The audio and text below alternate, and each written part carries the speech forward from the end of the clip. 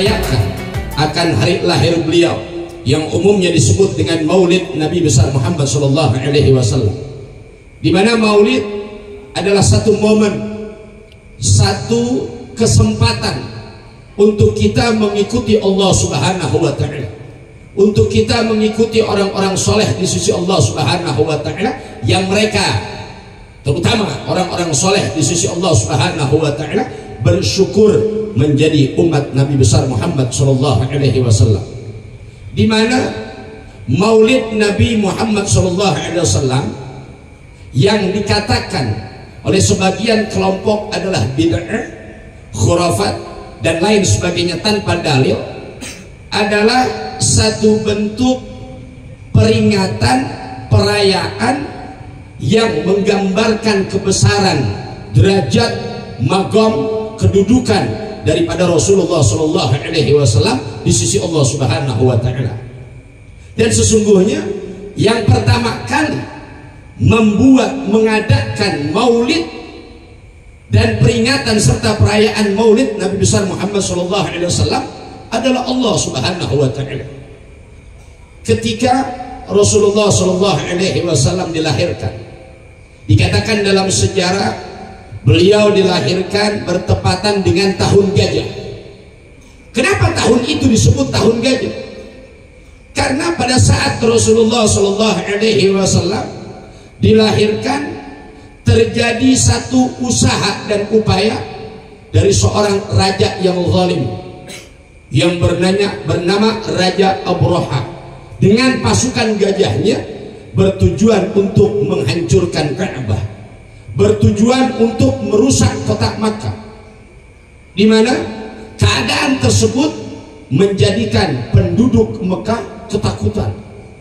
Penduduk Mekah tidak tenang dalam kehidupan, dan pada saat itu bertepatan dengan hari lahir Rasulullah Muhammad sallallahu alaihi wasallam. Di dalam kitab surah Nabawi Al-Khulasah Nurul Yakin dikatakan fa'ahlakallahul jaish, maka Allah Ta'ala hancurkan, Allah Ta'ala binasakan itu bala tentara pasukan gajah. Kenapa Allah Ta'ala hancurkan? Ikraman, karena memuliakan. Kata ikraman di sini bermakna maf'ul li ajli, satu bentuk perbuatan yang menggambarkan sabab akibat dari sebuah sabab. Kenapa Allah Ta'ala menghancurkan itu pasukan gajah? Ikraman, karena memuliakan, mengagungkan, membesarkan, merayakan limaulidin Nabi sallallahu alaihi wasallam, terhadap hari lahirnya Nabi kita Muhammad sallallahu alaihi wasallam. Jadi yang pertama bikin maulid adalah Allah Ta'ala yang menjaga kesucian hari lahir, di mana Rasulullah sallallahu alaihi wasallam diutus ke alam dunia dengan kelahiran beliau adalah Tuhan kita Allah Subhanahu wa taala. Maka ketika perayaan Maulid dikatakan bid'ah, dikatakan khurafat, betapa bodohnya orang-orang yang mengatakan demikian, karena Allah Ta'ala pencinta Rasulullah Muhammad SAW lebih dulu dan yang pertama mengadakan peringatan Maulid Nabi besar Muhammad SAW. Dan perlu kita ketahui kenapa Allah Ta'ala begitu memuliakan akan hari lahir Nabi besar Muhammad SAW, sehingga nggak boleh ada huru hara, nggak ada boleh kekacauan, nggak boleh ada sesuatu yang merusak kesucian hari di mana dilahirkannya Rasulullah Muhammad SAW. Karena Rasulullah rahmatan lil alamin, rahmat bagi seluruh alam. Wa ma arsalnaka illa rahmatan lil alamin, dan tidaklah aku atau kami utus engkau ya Muhammad kekasihku illa rahmatan lil alamin, kecuali sebagai rahmat bagi seluruh alam. Kalau dikatakan rahmat adalah kasih sayang Allah Subhanahu wa taala. Wujud daripada kasih sayang Allah Subhanahu wa taala untuk kita adalah wujudnya Rasulullah sallallahu alaihi wasallam dalam ajaran, dalam tuntunan, dalam penataan, pembinaan dan syariat yang ditetapkan oleh Allah Ta'ala melalui Rasul sallallahu alaihi wasallam. Itulah rahmat Allah Subhanahu wa taala. Itulah kasih sayang Allah Subhanahu wa taala. Di mana dalam sebuah kitab Al-Imam Al-Kutub Al-Habib Abdullah bin Alawi Al-Haddad radhiyallahu taala anhu rahimah, beliau mendefinisikan rahmat Allah taala menjadi dua bagian. Ar-rahmatu rahmatani. Rahmat Allah taala itu ada dua. Yang pertama, rahmatun tatlubuka, rahmat kasih sayang Allah taala yang mencari kamu, menuntut kamu, mengejar kamu. Dalam keseharian kita dikejar oleh kasih sayang Allah Subhanahu wa taala. Dalam setiap detik kehidupan yang kita lalui, kita dikejar-kejar, dicari-cari oleh rahmat dan kasih sayangnya Allah Subhanahu wa taala. Itu rahmat yang pertama. Lalu rahmat yang kedua, rahmatun tatlubuka, rahmat kasih sayang Allah taala yang harus kamu kejar, yang harus kamu cari, harus kamu tuntut dalam keseharian.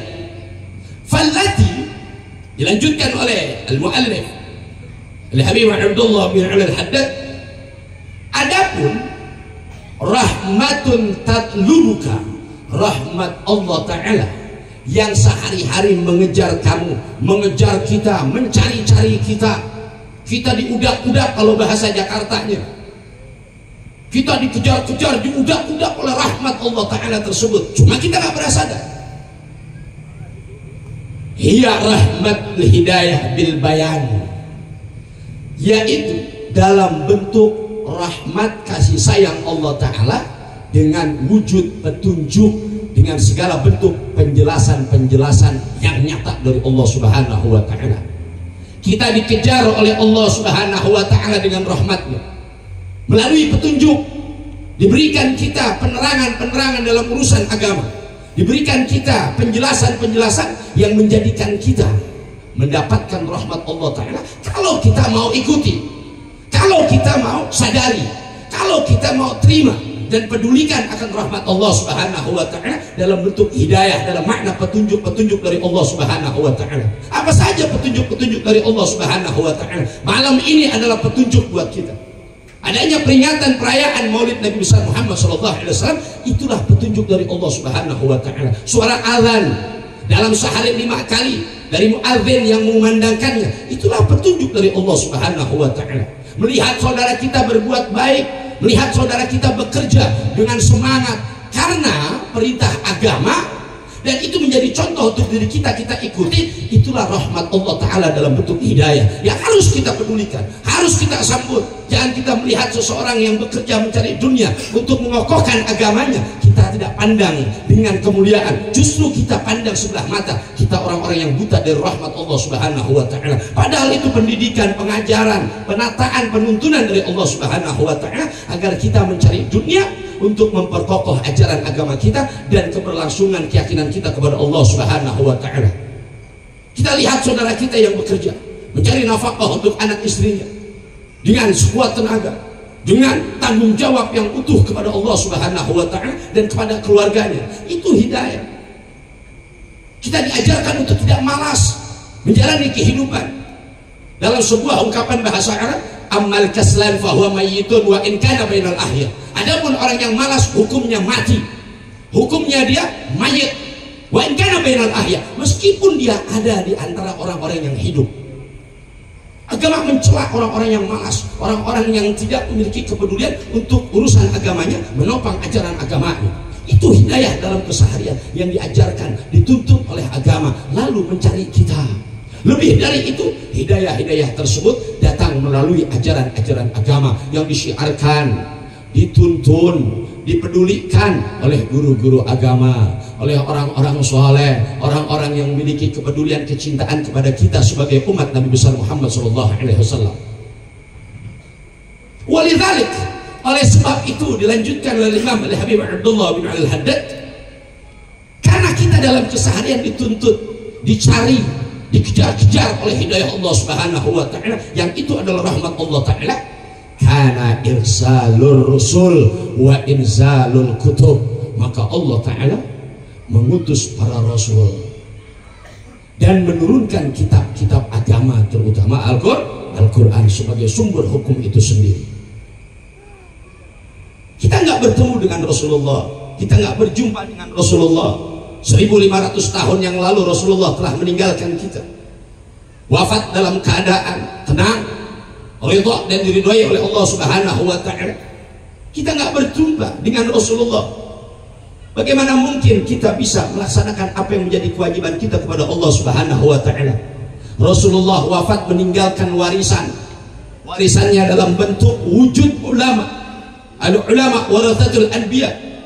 Di bawah Rasulullah ada namanya sahabat.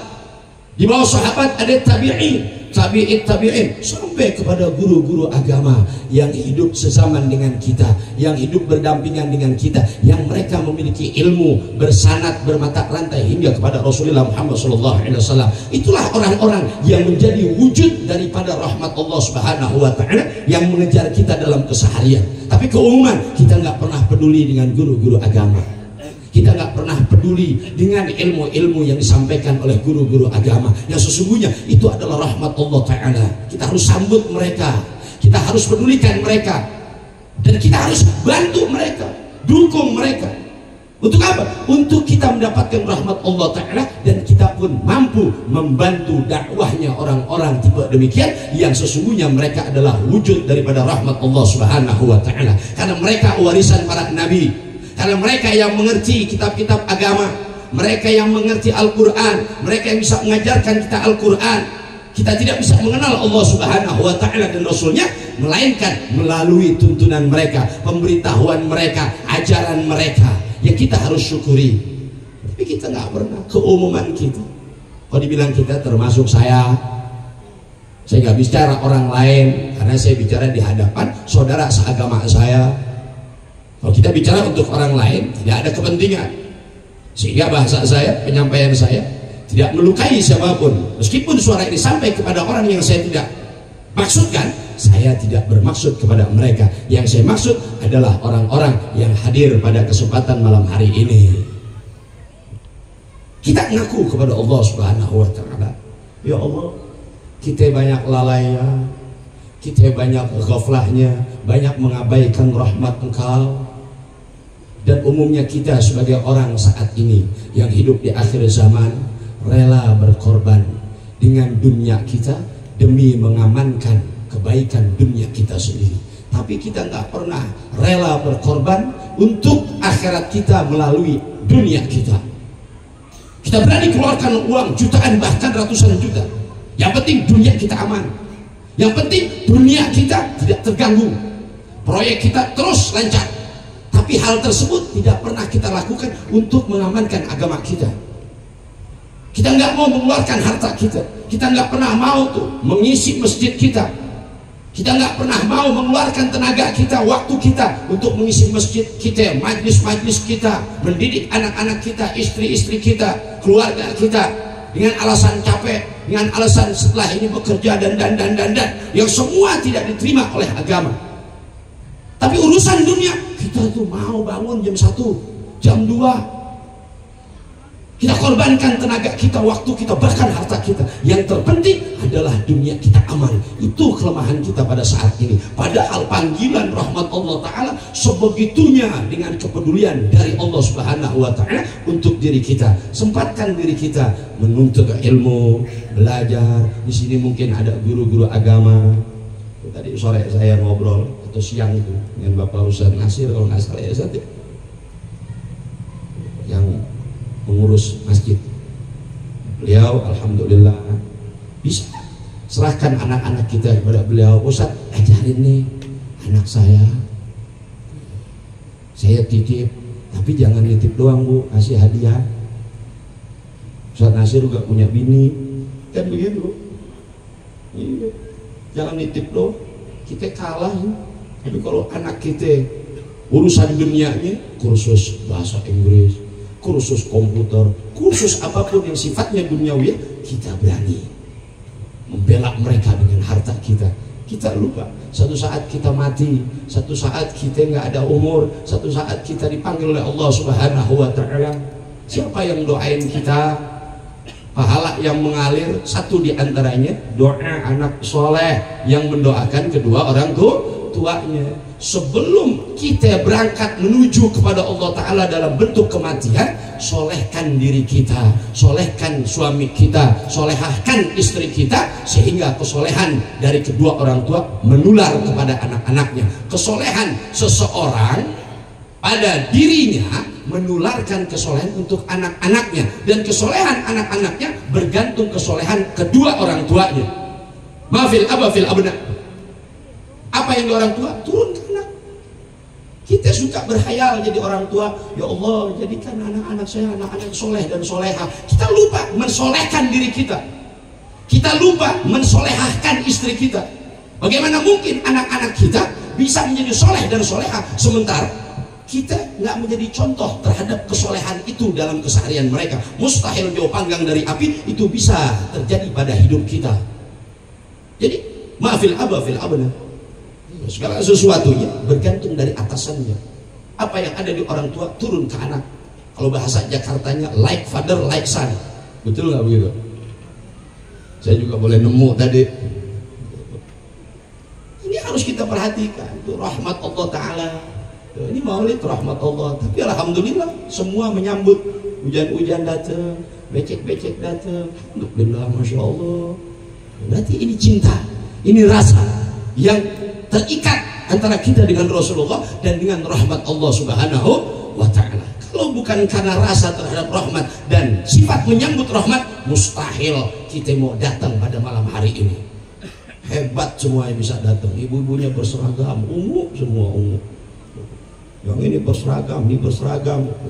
Berarti kegembiraan yang ada terwujud pada diri kita. Kita menyambut rahmat Allah Ta'ala yang mengejar kita, mencari kita dalam keseharian. Alhamdulillah.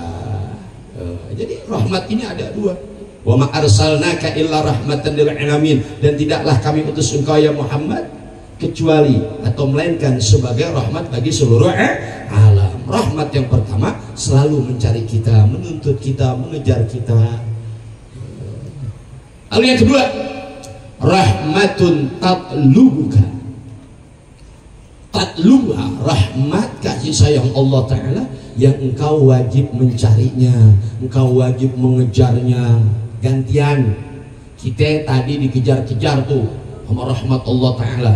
Sekarang kita yang disuruh untuk mengejar-ngejar itu rahmat. Dapetin kalau bisa, gapai itu rahmat. Apa? Hiyal jannah, yakni surga. Tas'alaha, yang kamu harus usahakan, harus berbuat menuju kepada surga, dan kamu bisa mendapatkannya bil amali saleh, dengan amal-amal soleh, dengan amal-amal yang baik.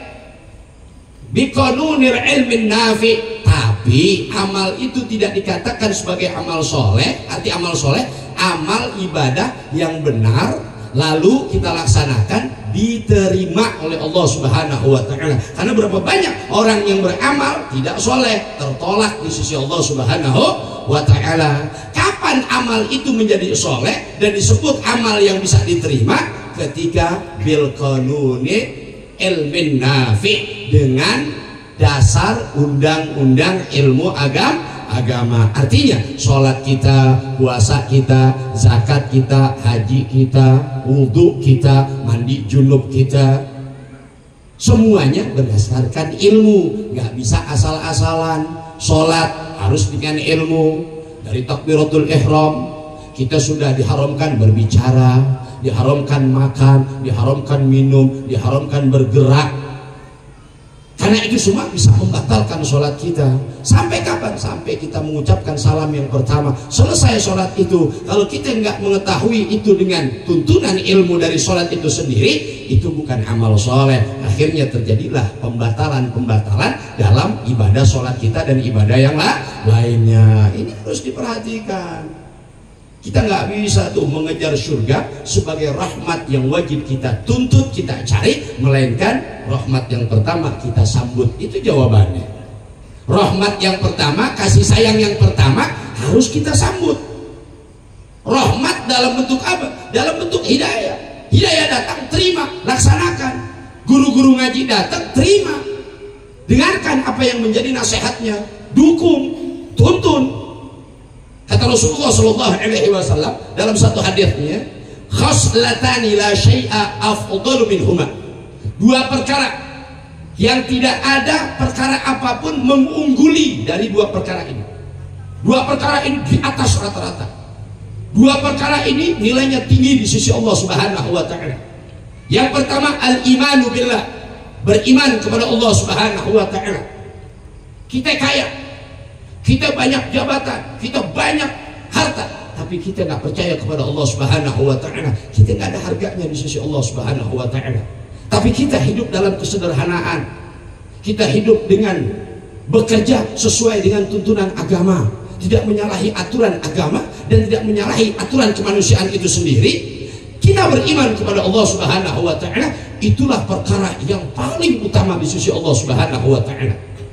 Lalu yang kedua, wan naf'u lil muslimin, memberikan kemanfaatan terhadap sesama muslimin.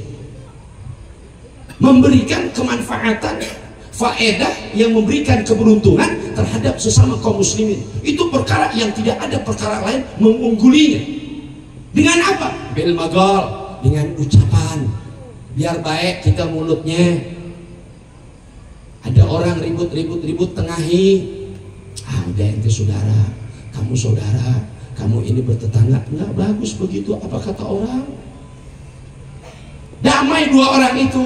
Orang ini memiliki keutamaan di sisi Allah Ta'ala. Kenapa? Dengan lisannya bisa menyatukan persaudaraan dan menghentikan permusuhan di antara dua orang ini.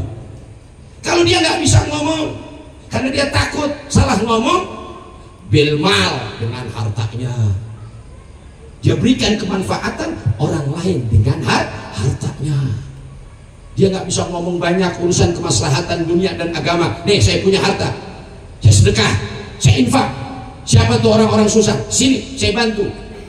Mumpung saya dipercaya oleh Allah Ta'ala untuk meringankan beban mereka, sehingga harta saya memiliki nilai di sisi Allah Subhanahu wa Ta'ala. Dikumpulin tuh, meskipun nggak banyak tapi menggembirakan hati saudaranya dengan hartanya. Itulah orang yang memiliki keutamaan di sisi Allah Subhanahu wa Ta'ala. Ini orang udah nggak bisa ngomong, duitnya kagak, beli rokok aja susah, nggak manfaat dong. Oh tidak, agama memberi jalan. Au bilja, atau dengan pengaruhnya, dengan pangkatnya, dengan kedudukan, dia memberikan kemanfaatan untuk orang di sekitarnya sebagai saudara seagamanya.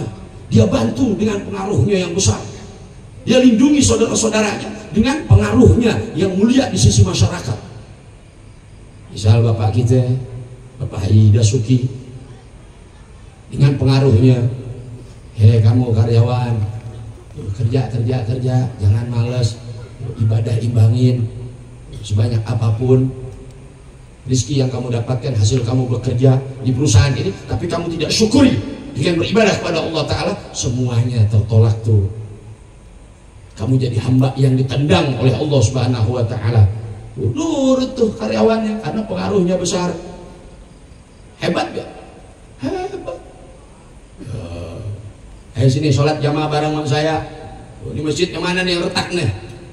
Ini Pak, udah rubuhin aja. Jangan Pak, tambahin itu, dibagusin sama beliau.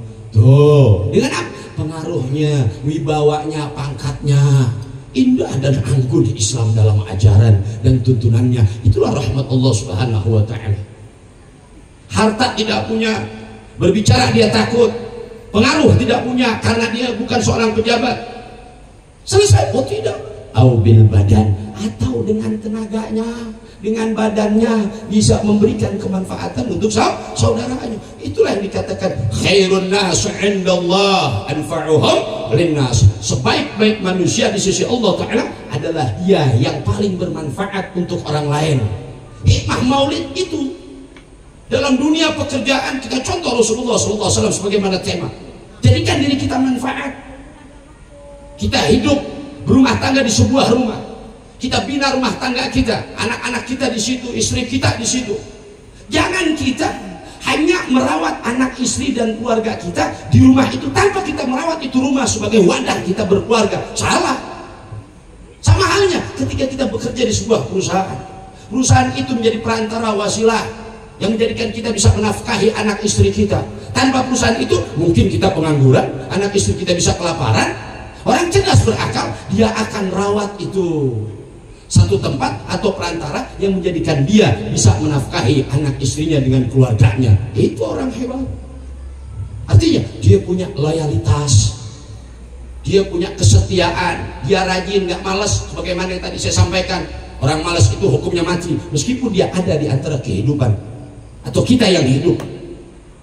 Jadi kunci yang kedua untuk kita bisa mendapatkan akan surga Allah Subhanahu wa Ta'ala sebagai rahmat yang wajib kita kejar dengan kita menerima rahmat yang pertama dalam wujud hidayah, petunjuk dari Allah Subhanahu wa Ta'ala. Manfaatkan diri kita untuk saudara kita, dengan kita berusaha memanfaatkan diri kita, jadilah kita orang-orang mulia di sisi Allah Subhanahu wa Ta'ala. Sehingga kita dituntun tuh oleh agama, oleh ilmu, oleh syariat, sebagaimana yang tadi Bapak Dasuki katakan, kita bisa bersyariat dengan maulid Nabi besar Muhammad SAW. Itulah rahmat Allah Ta'ala, itulah hidayah Allah Subhanahu wa Ta'ala, sehingga kita mampu mengejar, mendapatkan, mencari surganya Allah Subhanahu wa Ta'ala sebagai rahmat yang wajib kita kejar. Dengan apa? Dengan ibadah yang seimbang. Kita sholat, kita puasa, kita zakat, kita haji kalau mampu, kita umrah kalau mampu, kita sedekah, kita infak. Itu jalan-jalan surga. Tas'alaha yang wajib kamu usahakan untuk mendapatkan itu surga.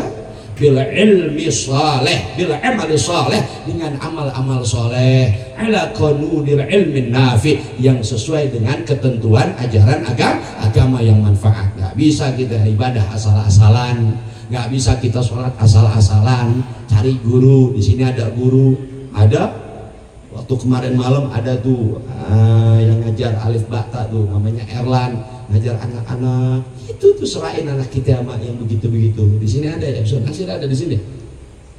Ada, beliau mungkin kasih itu. Atau kita belajar sama Ustaz Nasir, Ustaz ajarin saya nih, wudu gimana, sholat gimana. Jangan saya kerja nggak dapat gaji dia sama Allah. Kan begitu, nggak enak kita kerja di sebulan angkutin tuh sawit, kayak napas kita hilang separoh, capek, resikonya besar. Pas yang lain gajian karena bekerja sesuai dengan ilmu dan tuntunan dari atasan, digaji. Kita enggak, kita melongo aja. Kalau kata orang Jakarta, bengong aja. Mana Pak gaji saya? Wah ente, kamu kerja nggak bener. Apa itu? Sawit saya dikejar hancur, pohonnya kamu rubuhkan, kan begitu. Akhirnya digaji kagak, dipecat pasti. Pun Allah Ta'ala dalam kehidupan kita seperti itu. Allah Ta'ala nggak bisa disembah dengan cara asal. Kita bekerja kepada Allah Ta'ala dengan ibadah nggak bisa dengan cara asal. Oleh karenanya rahmat Allah Ta'ala yang mengejar kita, menuntun kita, mencari kita dalam keseharian. Setelah kita bertemu kepadanya dan itu rahmat bertemu kepada kita, peluk itu hidayah Allah Ta'ala, eratkan hubungan kita kepada hidayah Allah Ta'ala, sehingga hubungan kita dengan rahmat dalam bentuk hidayah tersebut menjadikan kita berusaha mencari surga dan hasilnya kita dapatkan. Pasti jangan kita berharap menjadi orang yang mendapatkan surga dan rahmatnya Allah Ta'ala ataupun syafaat Rasulullah Muhammad SAW tanpa usaha-usaha yang dibenarkan.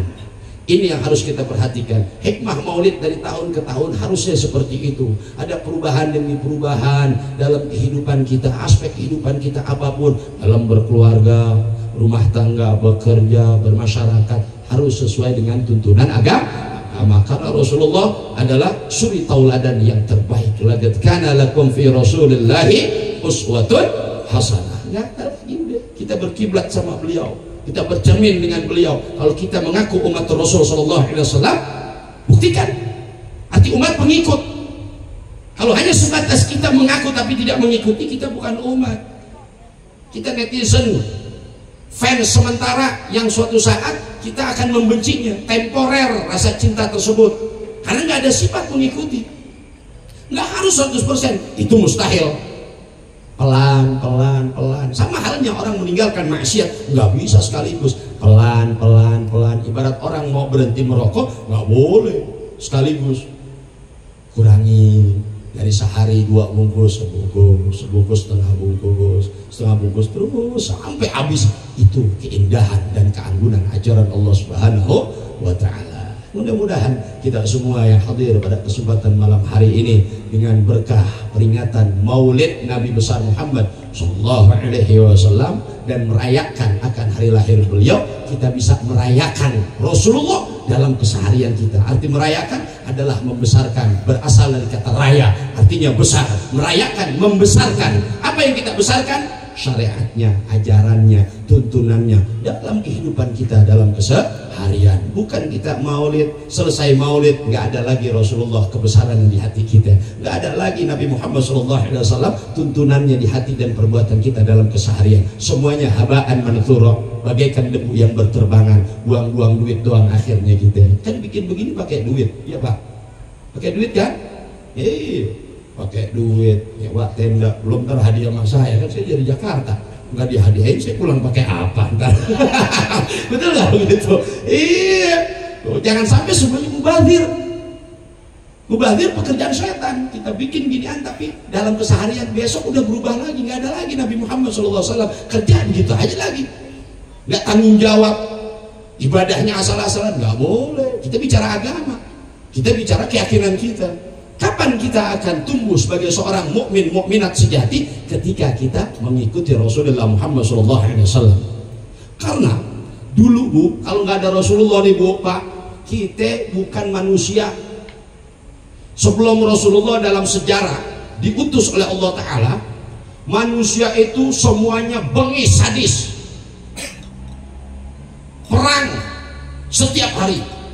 Anak lahir seorang perempuan dianggap aib, dianggap cacat, dan jadi sesuatu yang memalukan untuk keluarga.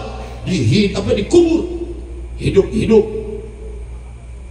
Pencurian, miras, pelacuran, zina marak pada saat itu. Datanglah Rasulullah SAW. Ada salah seorang ulama menyatakan, kana nas fil jahiliyah, adalah manusia di zaman jahiliyah sebelum Rasulullah SAW diutus oleh Allah Ta'ala, yatba'un, mereka mengikuti ma tastahsinu uquluhum wa taba'i'uhum, mereka mengikuti apa yang dipandang baik oleh akal mereka dan karakter serta tabiat mereka. Kalau kata akal mereka dan pandangan akal mereka, ribut, perang, bunuh-bunuhan bagus, dilaksanakan. Kalau menurut akal mereka, berjudi bagus, dilaksanakan. Membunuh anak hidup-hidup dikubur bagus, dilaksanakan. Hebat orang dulu, bodohnya hebat, di atas rata-rata. Membinatang dalam keseharian, dalam wujud manusia, barbar kehidupannya.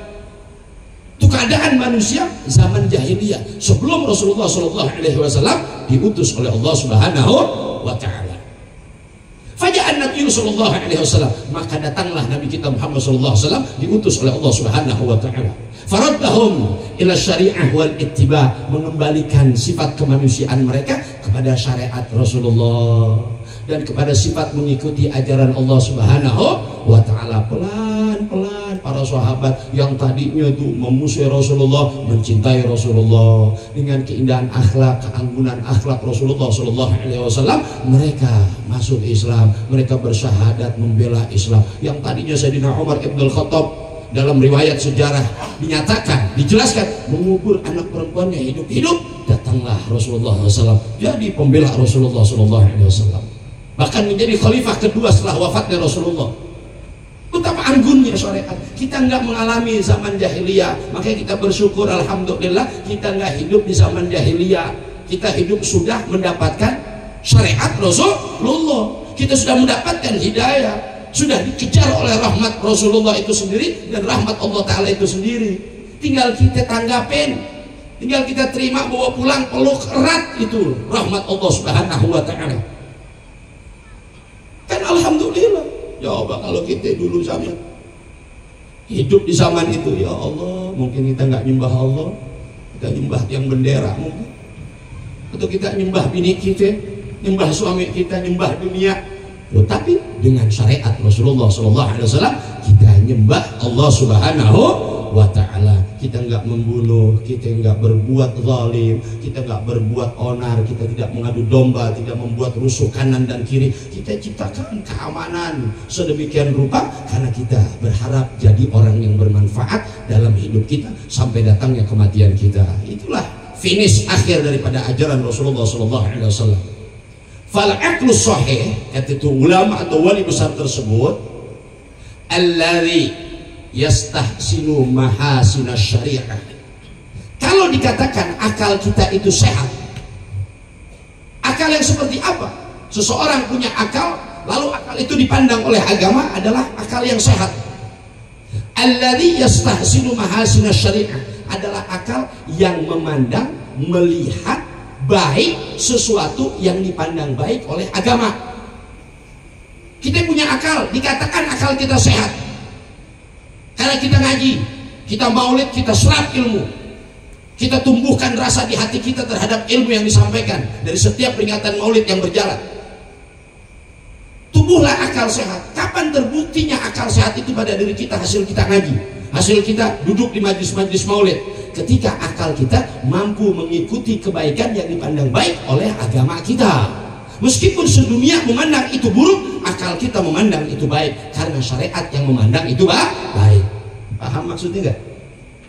Paham?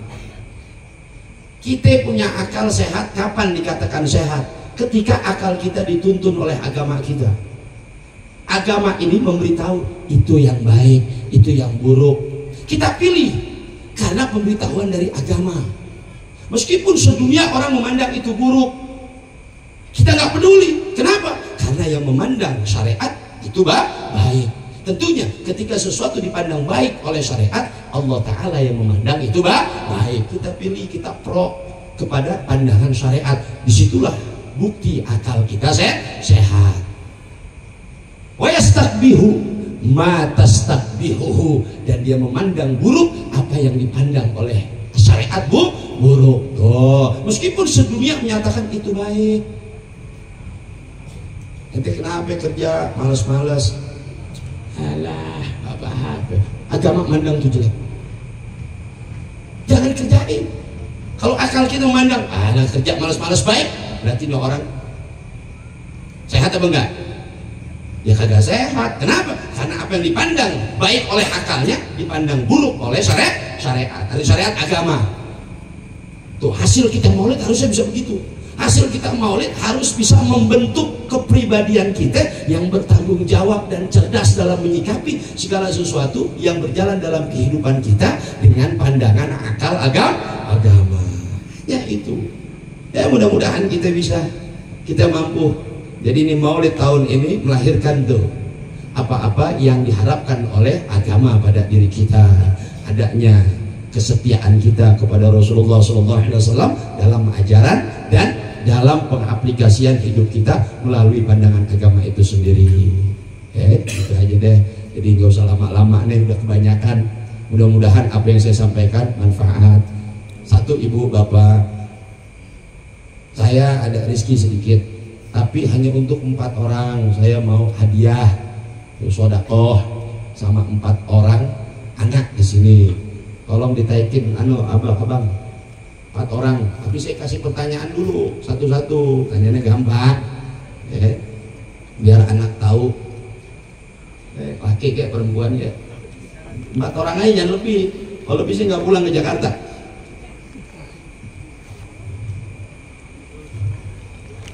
4 orang ya bang.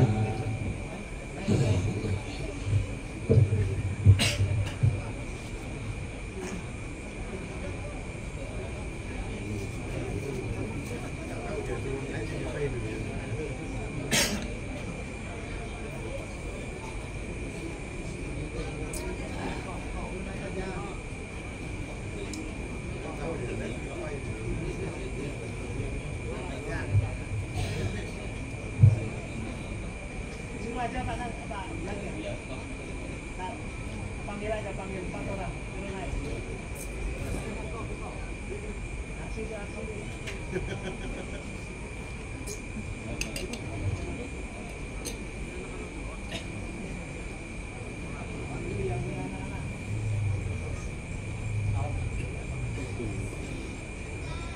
Sini deh, naik deh. Saya yang turun, ntar naik lagi capek. Di atas.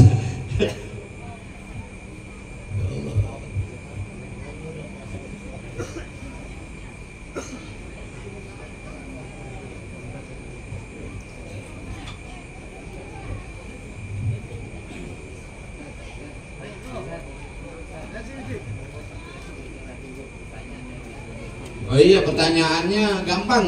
Iya, syarat doang ini, salah juga saya bagi. Salah saya bagi. Sini dong. Sini benteng. Sini. Nama kamu siapa? Baik. Adit. Ini Fiqh. Fiqh itu fakih. Ya. Nah kamu dulu sini dah, saya tanya. Masya Allah. Sekolah kelas berapa? Banyak amat sih, sampai 8 sekolah. Saya dulu sampai kelas 6 doang. 2 SMP. Ya. Kamu tahu nggak ayahnya Rasulullah siapa? Hah? Salah. Itu kakeknya. Abdullah Sayyidina Abdullah. Kalau ibunya?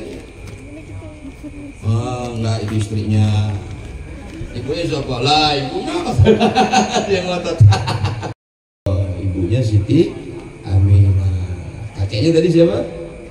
Sayyidina Abdul Muttalib. Putrinya? Iya, Siti Fatimah. Ingetin tuh. Jangan ngapalin artis TikTok mulu. Mau main bola, Ronaldo hafal, Messi hafal. Masih nggak hafal sama orang-orang yang dicintai oleh Allah Ta'ala. Ya, alhamdulillah. Nih hadiahnya, bener. Ini 50.000 buat beli mobil. Sisanya minta bapak. Ya. Salaman dulu. Nah, ya, kamu. Ya Allah. Ya, fiqh. Masya Allah, fiqh. Itu tahu syahadat bagaimana bunyinya? 2 kalimat, pakai mic. 2 kalimat syahadat gimana bunyinya? Asyhadu alla ilaha illallah wa asyhadu anna Muhammadar Rasulullah. Asyhadu alla ilaha illallah wa asyhadu anna Muhammadar Rasulullah. Apa artinya? Asyhadu, aku bersaksi, alla ilaha illallah, bahwa Allah tiada Tuhan selain Allah, tiada Tuhan selain Allah. Wa asyhadu, dan aku bersaksi, anna, bahwasannya, Muhammadan, Nabi Muhammad, Rasulullah, utusan Allah. Gitu. Iya. Gimana, ulang coba? Asyhadunya dulu ulang. Syahadatnya baca. Asyhadu alla ilaha illallah wa asyhadu anna Muhammadar Rasulullah. Nah, artinya tadi, aku bersaksi. Aku bersaksi tiada Tuhan selain Allah. Aku bersaksi Nabi Muhammad utusan Allah. Nah, insya Allah sampai mati begitu ya. Sampai kita mati, jangan kita bersaksi selain kepada Allah. Itu rajin ngajinya ya. Ngaji gak di sini? Alhamdulillah. Ada tadi baca Quran enak banget tuh, sholawat enak banget. Iya, kalau mau iri, dengki, hasad sama yang begitu. Iya, iri, ya Rob, ya Allah, saya iri sama dia tuh, pinter banget baca Qurannya. Jangan iri sama orang kaya. Iya, apalagi orang kayanya nggak ibadah, jangan diriin, ngapain? Betul lah. Kalau mau iri sama yang Allah Ta'ala ridhoi. Kan, hadiahnya terima ya, biar nggak banyak juga. Ya, taruh situ. Sini Neng. Kamu siapa ya? Udah head belum? Oh jangan, punya wudhu. Kamu juga udah? Ya. Lesti orang mana? Nikah pegang saya. Orang sini. Iya, saya nggak tahu. Ada banyak di sini. Ada dari Jawa, ada dari Sumatera ya. Kamu orang Jawa? Orang Banjar? Hah? Iya, Masya Allah. Orang mana ke? penting saudara ya. Gitu.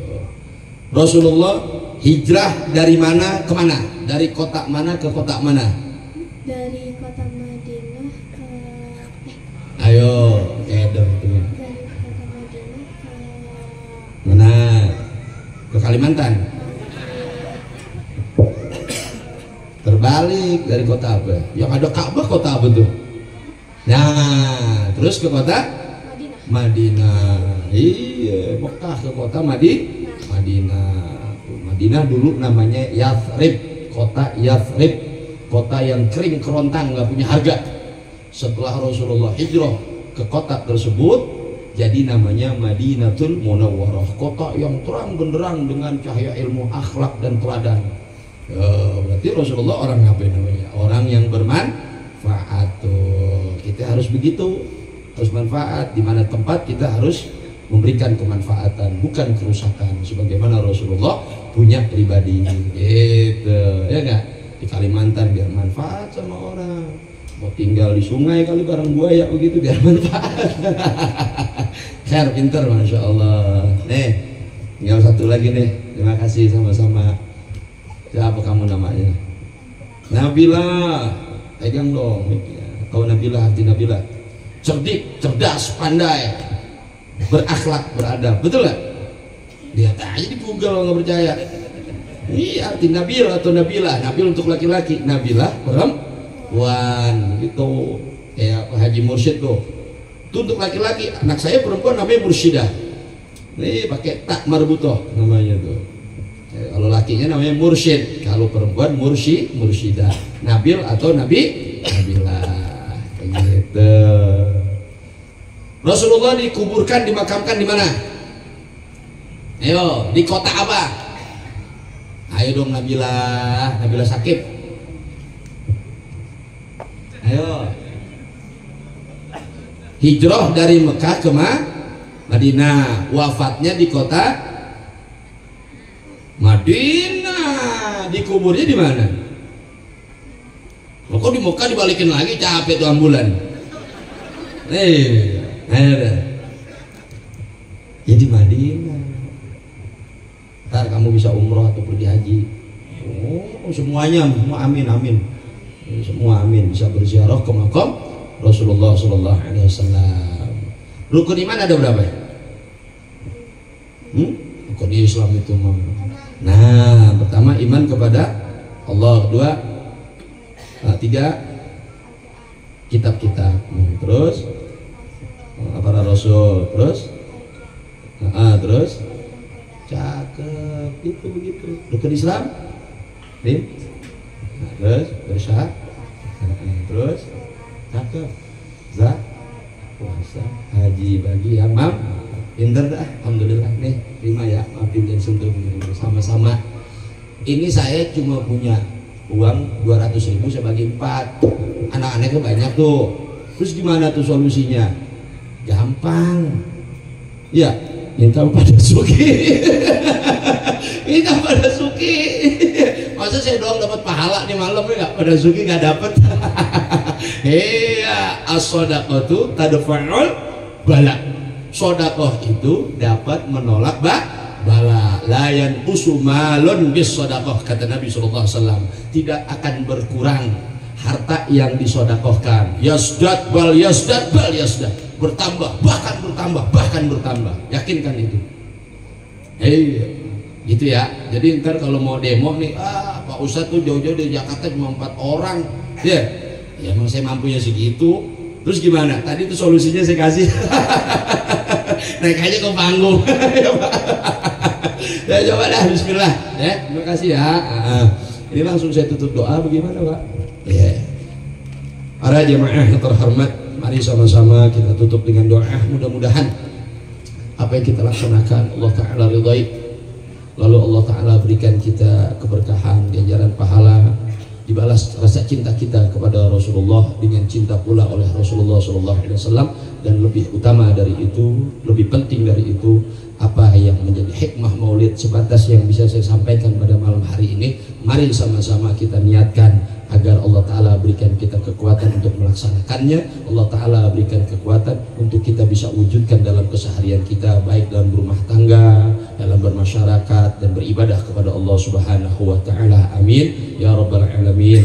Bismillahirrahmanirrahim. Alhamdulillahi rabbil alamin. Allahumma salli wa sallim wa barik ala sayyidina Muhammad wa ala alihi sayyidina Muhammad. Allahumma hdina min indik wa afid alaina min fadlik wa anshur alaina min rahmatik wa ansil alaina min barakatik wa albisna libasa afika wa afiyatik fid din wa dunya wal akhirah. Allahumma hdina bihudak waj'alna mimman yusari'u fi ridak wa la tuwallina waliyan siwak wa la taj'alna mimman khalafa amraka wa 'asa wa hasbunallahu ni'mal wakeel wa la hawla wa la quwwata illa billahil aliyyil azim. Rabbana hab lana min azwajina wa dhurriyyatina qurrata a'yun waj'alna lil muttaqina imama. Rabbana la tuzigh qulubana ba'da idh hadaytana wa hab lana min ladunka rahmah innaka antal wahhab. Rabbana taqabbal minna innaka antas samiul alim wa tub alaina innaka antat tawwabur rahim. Rabbana atina fid dunya hasanah wa fil akhirati hasanah wa qina adzaban nar. Wa sallallahu ala sayyidina Muhammadin wa ala alihi wa sahbihi wa sallam ajma'in walhamdulillahi rabbil alamin.